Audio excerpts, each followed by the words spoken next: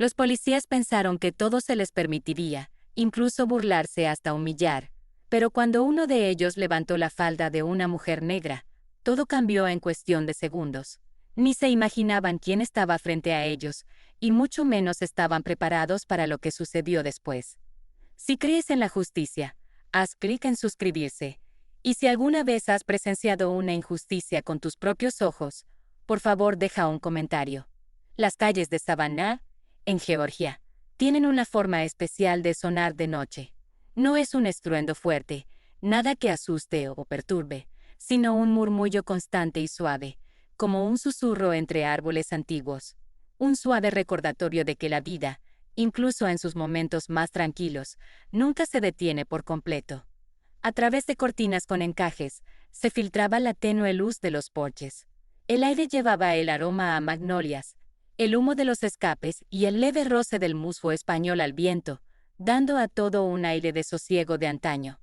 En ese silencio sureño apareció Sarah Matthews, alta, de piel morena, con un andar relajado, pero firme, sus pasos medidos y tranquilos. No tenía prisa. Hacía mucho que dejó de apresurarse.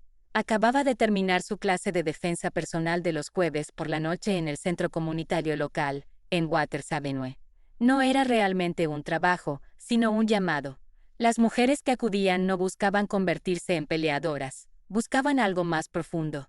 Protección, confianza, una forma de recuperar algo que habían perdido en silencio. Unas eran jóvenes y temerosas, otras más mayores, con la mirada endurecida por la supervivencia. Sarah les ofrecía lo que podía, un lugar para sentirse fuertes de nuevo.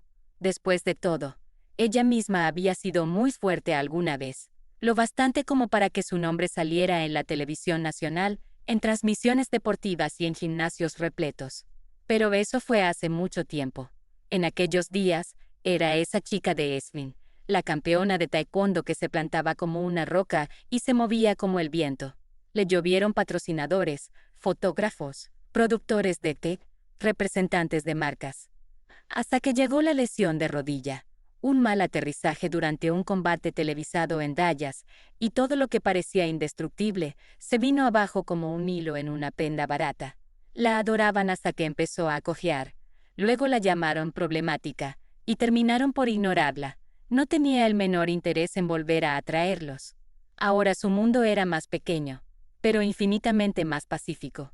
Vivía en un segundo piso, encima de una librería de usados en East Road. Su rutina era sencilla: clases, café y esas largas caminatas silenciosas que aprendió a amar.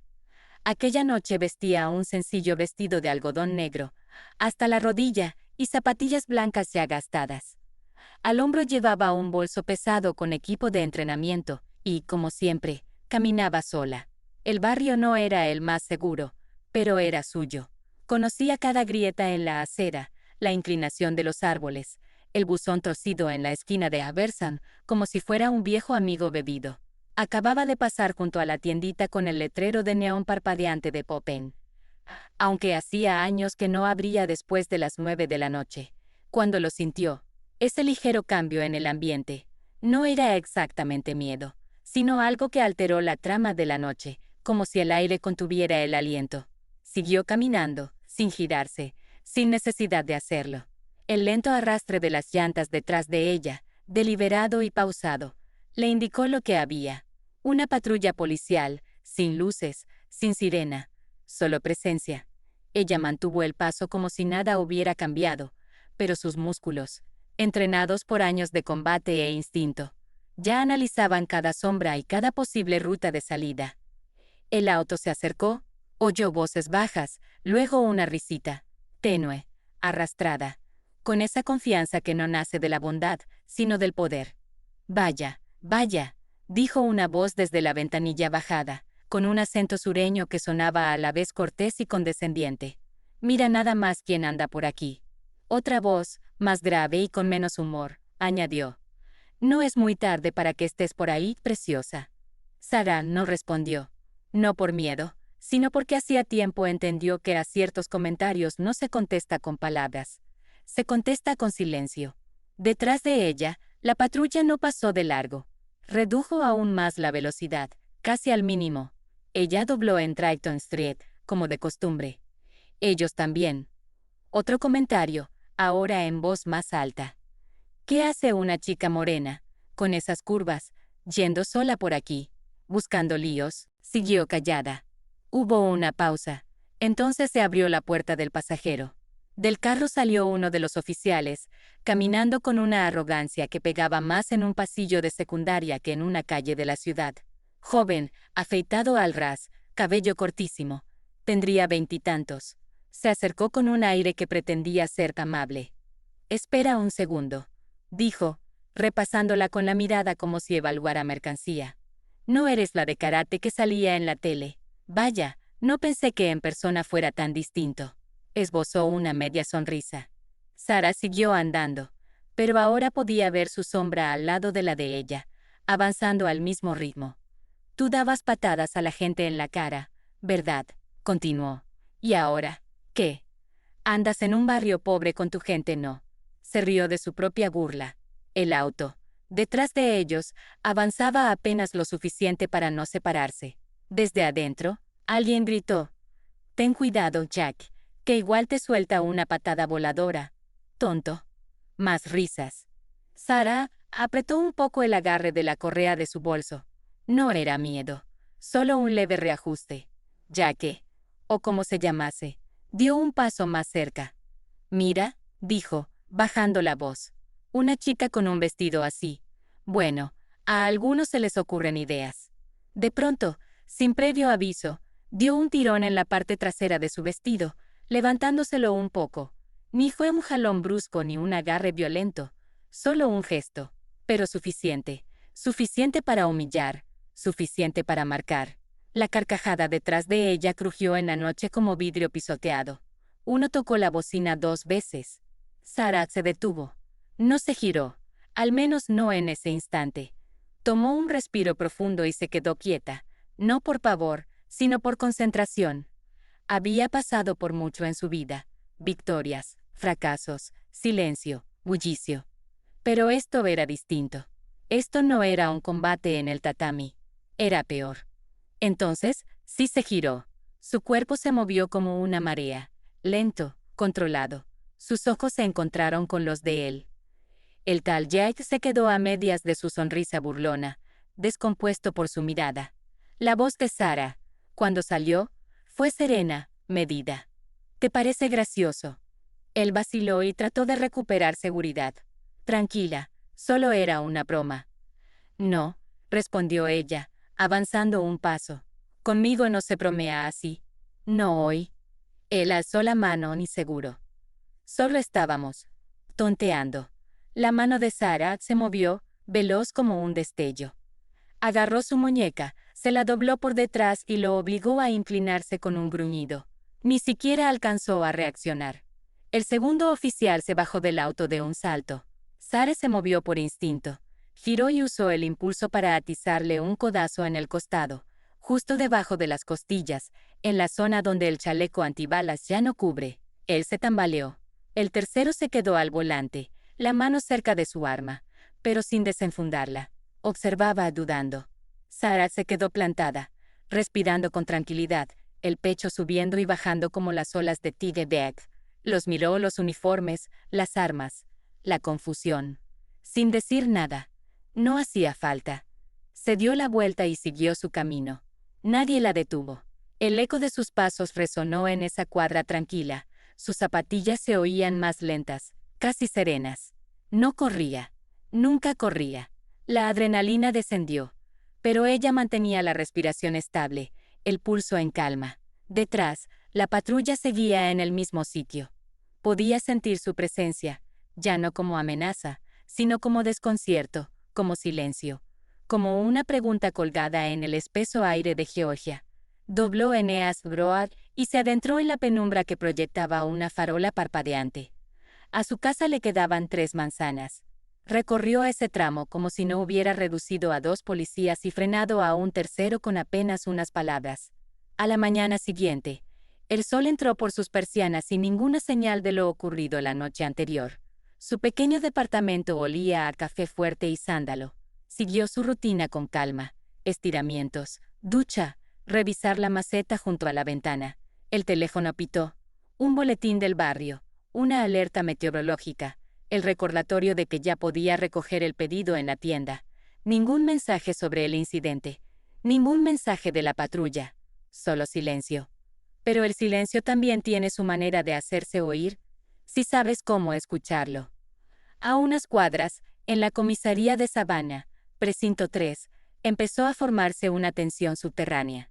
Primero, de forma sutil. El oficial que se había quedado en el auto, Tim Delaney, de 27 años y todavía novato, llegó con ojeras marcadas y la mandíbula demasiado apretada. No se sumó a las charlas matutinas, no se acercó a la cafetera, evitó las miradas. El oficial Jack Whitman, el que había levantado el vestido de Sarah, andaba más callado que nunca, golpeando los dedos contra el escritorio en un ritmo nervioso.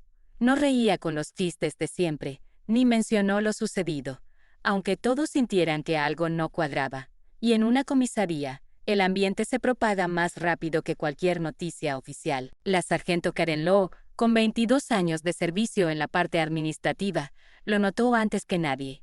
Ya había visto ese tipo de silencio. No surge de la culpa, sino de un ego herido por algo que no entiende. Cuando tipos como Jack dejan de presumir y parpadean demasiado, ella sabe que pasó algo grave.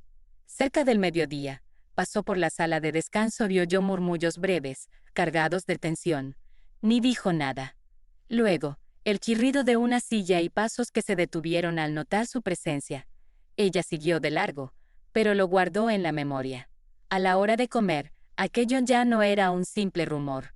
Una operadora de radio dijo haber visto un aviso extraño que no aparecía en los registros oficiales. Un técnico de IT descubrió que faltaba un segmento de la cámara corporal de Jack, borrado sin seguir el protocolo. Luego estaba el mensaje anónimo que llegó al buzón del investigador junior de asuntos internos, Daniel Reyes. Decía: revisa la unidad de patrulla 14 de algo pasó anoche. Daniel casi lo desechó. Muchos avisos anónimos son intrigas internas. Pero había algo en ese tono, sereno y seguro, que le hizo indagar. Revisó los registros de patrulla. Durante 2 horas de 10:30 p.m. a 12:30 a.m. No había ningún reporte, multa, ni actividad sospechosa. Solo el movimiento del GEX por zonas residenciales. Una ruta pasaba cerca de la primaria en East Broad, demasiado tarde para patrullar a niños, demasiado silencioso para haber una emergencia. Daniel lo marcó y notó los nombres de los oficiales: Jack Whitman, Marcus Fields y Tom Delaney. Luego se reclinó en su silla, mirando la pantalla. Para esa tarde, el primer boleaje se convirtió en corriente. La sargento Lowe vio a Delaney dando vueltas en el estacionamiento entre 2 hileras de autos, con el teléfono pegado al oído y la voz baja y angustiada. Ella captó retazos. Ella me agarró. No, no así. No sé lo que va a hacer. Tomó nota mental. Y como chispa en un pastizal seco, el rumor se propagó. Un instructor de otra guardia mencionó haber oído de una civil que tumbó a 2 policías y se fue. Otro habló de una tal Sarah. Nadie sabía bien cómo se enteraron, pero alguien recordó verla en un póster de una clínica deportiva, hacía años. Con ese rostro moreno, fuerte, orgulloso, difícil de olvidar. A la mañana siguiente, los murmullos se hicieron imposibles de ignorar. El capitán Charles Brantley, responsable del precinto 3, más famoso por su tono brusco y su bigote anticuado que por su tacto, convocó a los 3 oficiales sin andarse con rodeos. Ni saludó. Los vio sentados, Delaney, nervioso, Whitman, a la defensiva, Fields, en silencio. ¿Pasó algo en el patrullaje anteayer?, preguntó. Ninguno contestó al momento. Delaney miró al piso, Fields a la pared. Whitman al fin murmuró: no pasó nada. Brantley no se inmutó. Nada, repitió recostándose. Entonces supongo que no tendrán problema con que Asuntos Internos revise el metraje. Y ahí se rompió todo. Delaney habló primero. Creo que metimos la pata, dijo con voz temblorosa. Los otros 2 voltearon hacia él, sorprendidos, pero no se calló. Soltó la verdad, no toda, pero suficiente, que siguieron a una mujer. Bromearon, Dijeron cosas que no debían, que alguien le levantó el vestido, que ella no reaccionó como creían, que se largó y que desde entonces algo en el aire no se calmaba. Bradley no dijo nada. Tomó el teléfono y llamó a arriba. A las 4:00 p.m. Asuntos Internos abrió una investigación oficial. Retiraron la patrulla para revisarla, recuperaron las copias de las cámaras, pusieron a Delaney en licencia administrativa, y Fields y Whitman fueron separados al día siguiente. Circuló un memorando interno con la frase «posible conducta indebida en contacto con civil». Sin nombres, sin notas de prensa, pero la historia ya estaba fuera del edificio. Sarah no sabía nada oficialmente, pero lo sintió en las miradas de la gente cuando entró a la cafetería en Victory Drive. El hombre tras el mostrador, que solía bromear con ella, ahora callaba. El cliente habitual que quería llevarle la bandeja parecía incómodo al ver que no aceptaba su ayuda. Ella no era un ícono ni una víctima, solo una mujer que había elegido no encogerse, y la ciudad no tenía ni idea de cómo encajar eso. Dentro de la comisaría, el ambiente era frágil. Las conversaciones se cortaban, se hablaba con frases breves. Incluso los que no tenían relación con el suceso sentían el nerviosismo. Ya no se trataba de lo que pasó, sino de lo que revelaba lo rápido que se corrió la voz y cómo 3 hombres armados con placa resultaron inermes ante una sola mujer que ni siquiera alzó la voz. Delaney, en una habitación a media luz de Asuntos Internos, relató todo. Admitió las burlas, la risa, el jalón de la falda, la esperanza de ver miedo en ella, y luego contó lo verdadero, el silencio, la forma en que ella lo miró, el movimiento certero e implacable. Cómo tomó el control sin gritar, sin amenazar, solo con su presencia. Ella no nos temía, dijo al fin, en voz casi inaudible. Nosotros le teníamos miedo a ella. La investigadora de guía al otro lado de la mesa dejó de teclear por un segundo. ¿Tú crees que debió temerles? Delaney se quedó callado. Después negó con la cabeza. No, creo que éramos nosotros los que debimos tener miedo. Al terminar la semana, la ciudad también comenzó a susurrar. La noticia salió discretamente, sin titulares estridentes, en un espacio menor de la sección metropolitana del diario local. 3 oficiales en suspensión mientras se revisa posible conducta inapropiada con civil. Sin nombres, sin detalles. Pero cuando llegó a redes sociales, todo encajó. La gente recordaba. Savannah no es Nueva York, ni Los Ángeles. Ahí las historias se cuelan por las puertas traseras, las cafeterías y las peluquerías, más rápido que cualquier reportero. Para el segundo día, alguien subió un viejo video de Sarah Kensme, rompiendo tablas con un dobok blanco impecable, sudor en la frente, su nombre coreado por la multitud. Los comentarios llovieron. Es ella. ¿En serio se atrevieron a hacerle eso? Sigue viviendo aquí. Sarah no supo nada de eso. Ella no usaba redes. El teléfono le sonaba con llamadas que no contestaba, exparticipantes de su deporte, reporteros, excompañeros. Un periodista de Atlanta le dejó 3 mensajes de voz seguidos, pero ella pasaba. Seguía con su ritual de siempre. Caminar, ir al centro comunitario, dar su clase del jueves. Y esperaba. No aguardaba justicia ni fama.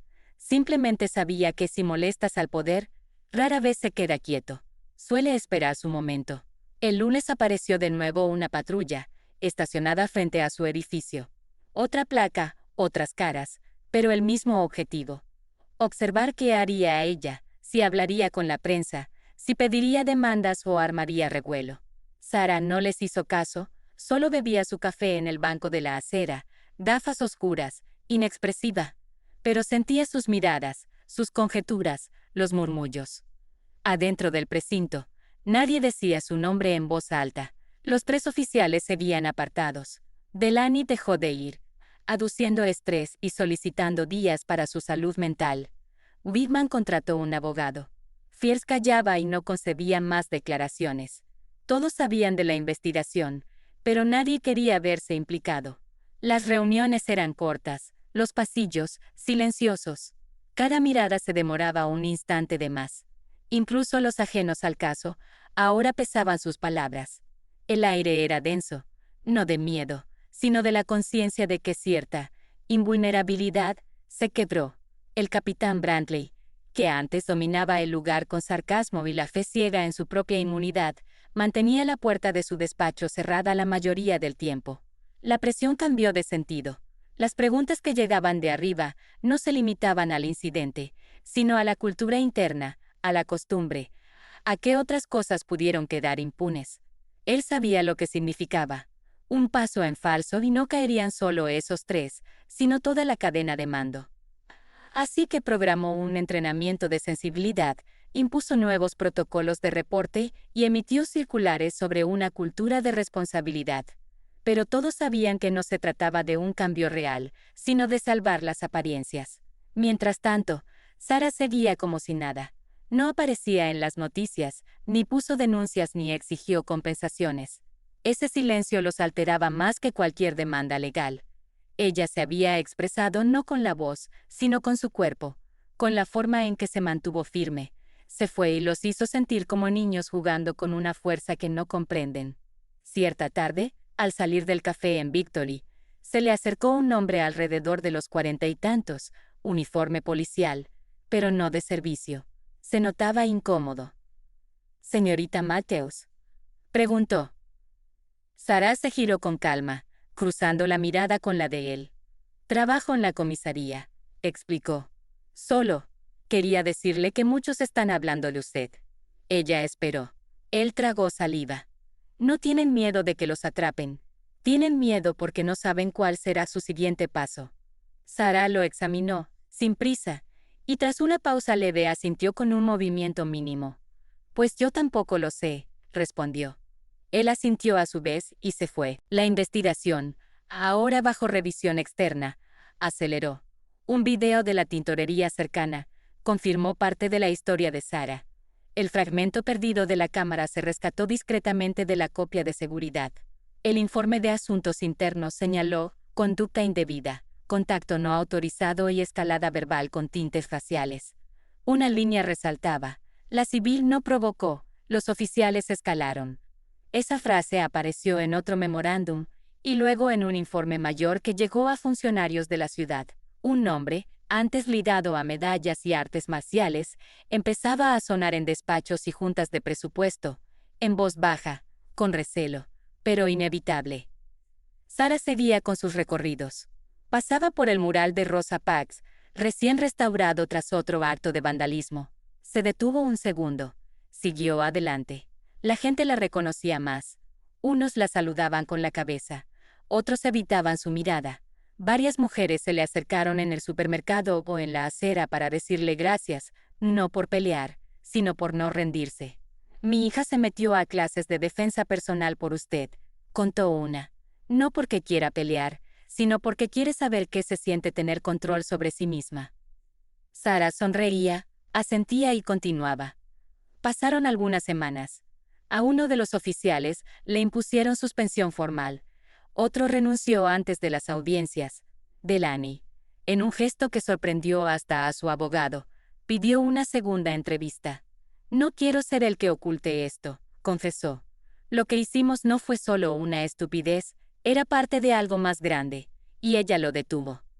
Asuntos Internos consideró su cooperación extraordinaria, aunque la opinión pública ya había emitido un juicio más profundo. El silencio se rompió, y cuando se rompe, ya no vuelve a sellarse igual. Sarah no dio declaraciones a la prensa, ignoró peticiones de entrevista y los correos con propuestas de contar su versión. No necesitaba explicar la verdad, ya se había visto en su modo de plantarse, en negarse a amedrentarse y en cómo un departamento entero quedó en jaque por un instante que no podían catalogar ni descartar. Una mañana, cuando el otoño avanzaba en la ciudad y el viento se hacía más cortante, ella caminó la misma ruta de aquella noche. Junto a la escuela cerrada, la cerca torcida, el sitio donde un desconocido con placa le había levantado el vestido. El pavimento estaba parchado, la farola reemplazada, y ahora colgaba una cámara en el poste, una medida municipal, dijeron. Pero ese lugar aún guardaba algo. No era miedo ni vergüenza, sino memoria. Se detuvo un segundo, miró alrededor. Nadie presente, nadie vigilando. Ajustó la correa de su bolso y siguió andando, con paso firme, su sombra alargándose con la luz temprana.